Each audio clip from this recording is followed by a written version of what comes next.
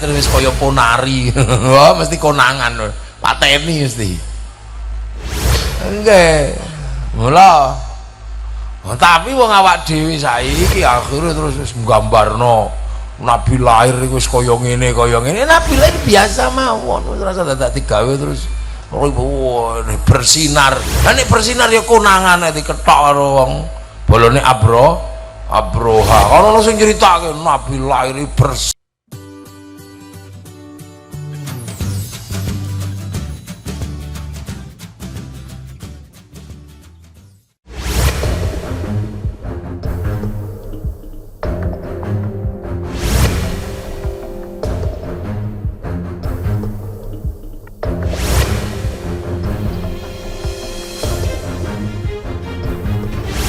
Berkopiah, gondrong, dan kemeja putih digulung lengannya.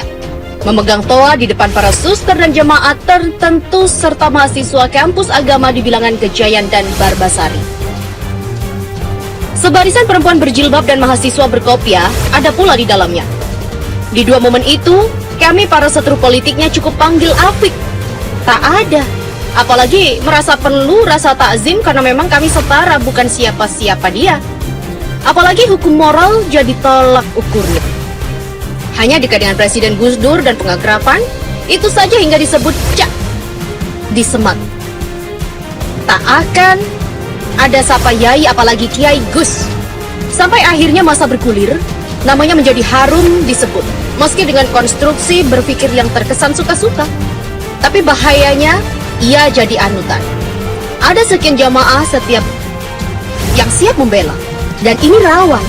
Beda ketika dia menjadi lelaki biasa.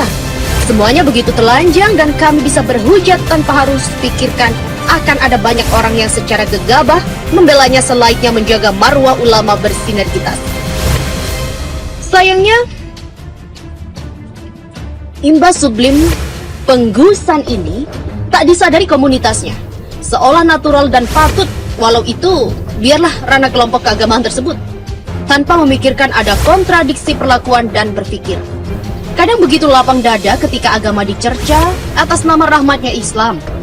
Tapi begitu ada anutan silap dicerca, membusunglah asabiah seakan urusan akidah serumit cerca para pembenci Abdul Hasan Al-Asy'ari.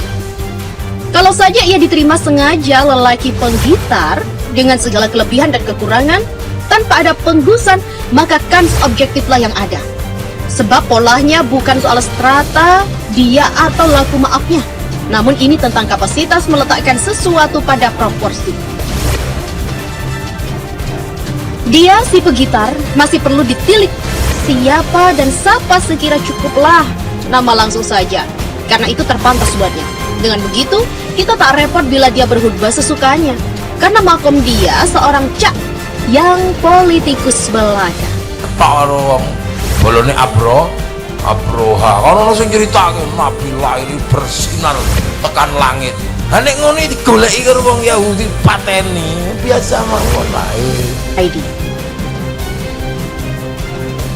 Bernama lengkap Ahmad Muwafiq.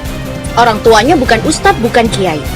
Orang tuanya juga tidak pernah belajar ngaji di pondok pesantren. Ahmad Muwafiq kelahiran Lamongan 2 Maret 1974 sampai tamat sekolah aliyah negeri. Muwafiq lanjut kuliah di IAIN Sunan Kalijaga, Yogyakarta di tahun 1990 sampai 2001. Ahmad Muwafiq tidak pernah menempuh pendidikan di pondok pesantren. Namun selama kuliah di IAIN Jogja, dia sering sowan ke kiai-kiai di sejumlah pondok pesantren. Tujuan utamanya mencari ijazah atau sanad ilmu kanuragan kadikdayaan. Sejak kuliah banyak memperdalam ilmu kanuragan hingga berambut gondrong. Muwafiq ngelakoni riyad loh yang bertahun-tahun. Ada yang menyebut 7 sampai 8 tahun sudah melakoni puasa. Muwafiq sendiri tak menghitung berapa tahun tepatnya dia berpuasa. Justru yang sering ia katakan adalah pentingnya puasa. Riyad loh atau puasa hukumnya gak kena dinyang. Hukumnya tidak bisa ditawar, katanya. Yogyakarta hingga di Jakarta di masa Orde Baru, saat kuliah hingga lulus tidak ada satupun orang memanggil Ahmad Muwafiq dengan sebutan Gus, karena dia memang bukan keturunan kiai. Panggilan akrab dia Cak Afik karena dia orang Jawa Timur Lamongan. Selesai kuliah S1 di IAIN, dia konsentrasi ilmu kanuragan. Dengan rambut gondrongnya, dia melayani masyarakat untuk pengobatan alternatif atau nyuwuk dan lain-lain. Cilikane rembes wong melu mbah gitu. Lha bocah niku nek melu mbah iku mesti ora pati kaurus ning ndi-ndi. Wong lahir cilikane rembes wong melu mbah gitu. Lha bocah niku nek melu mbah. Saat kuliah, dia aktif berdemonstrasi, pintar orasi, pintar pidato. Di era medsos, tiba-tiba video-videonya muncul sebagai seorang mubalik dan dengan gelar Gus.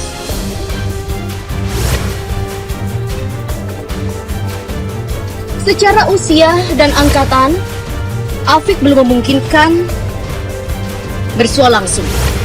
Tapi, saya dan bertarung kapasitas dengan kader-kader binaannya, dan kala itu masih mendapati jua aksi langsung pemikirannya di jalanan, di kampus perjuangan revolusioner IAIN Sunan Kalijaga.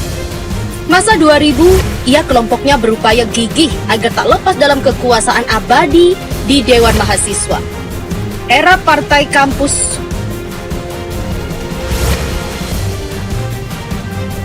saat dimulai, semua elemen di luar kelompoknya bersatu melawan kader-kadernya. Jangan tanya soal moral politik hingga perilaku sebagai penguasa, semua jijik atas kelompok ini. Masa itu, tinggal IAIN Jogja yang belum tumbang. Ciputat berhasil direbut, menaikkan kader HMI bernama Burhanuddin yang kelak menjadi tukang prediksi pemilu dengan hitung cepat. Tak ayal, kader Bangkot diterjunkan untuk menjaga marwah kelompok. Jangan sampai Jogja direbut para modernis. 3 tahun kemudian, saya dapati di barisan depan kubu penolak RUU Sisiknas. Cilikane rembes wong melu mbah gitu. Nas. Berkopiah, gondrong dan kemeja putih digulung lengannya. Memegang toa di depan para suster dan jemaat tertentu serta mahasiswa kampus agama di bilangan Gejayan dan Barbasari.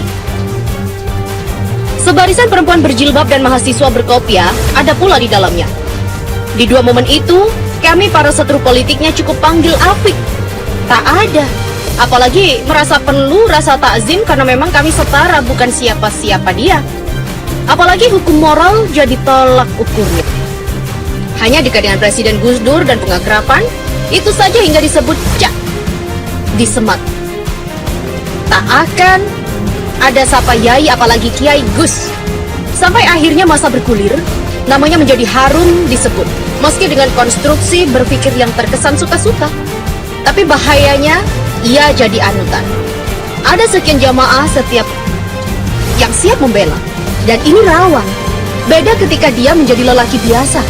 Semuanya begitu telanjang dan kami bisa berhujat tanpa harus pikirkan akan ada banyak orang yang secara gegabah membelanya selaiknya menjaga marwah ulama bersinergitas. Sayangnya, imbas sublim penggusan ini tak disadari komunitasnya, seolah natural dan patut, walau itu biarlah ranah kelompok keagamaan tersebut, tanpa memikirkan ada kontradiksi perlakuan dan berpikir. Kadang begitu lapang dada ketika agama dicerca atas nama rahmatnya Islam. Tapi begitu ada anutan silap dicerca, membusunglah asabiah seakan urusan akidah serumit cerca para pembenci Abdul Hasan Al-Asy'ari. Kalau saja ia diterima sengaja lelaki penggitar dengan segala kelebihan dan kekurangan tanpa ada penggusan, maka kans objektiflah yang ada. Sebab polanya bukan soal strata, dia atau laku maafnya. Namun ini tentang kapasitas meletakkan sesuatu pada proporsi. Dia si pegitar masih perlu ditilik siapa dan siapa sekira cukuplah nama langsung saja, karena itu terpantas buatnya. Dengan begitu, kita tak repot bila dia berkhutbah sesukanya, karena makom dia seorang cak yang politikus belaka. Saat kuliah, dia aktif berdemonstrasi, pintar orasi, pintar pidato. Di era medsos, tiba-tiba video-videonya muncul sebagai seorang mubalik dan dengan gelar Gus.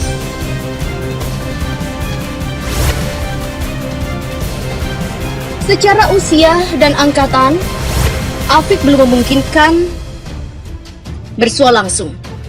Tapi saya dan bertarung kapasitas dengan kader-kader binaannya, dan kala itu masih mendapati jua aksi langsung pemikirannya di jalanan, di kampus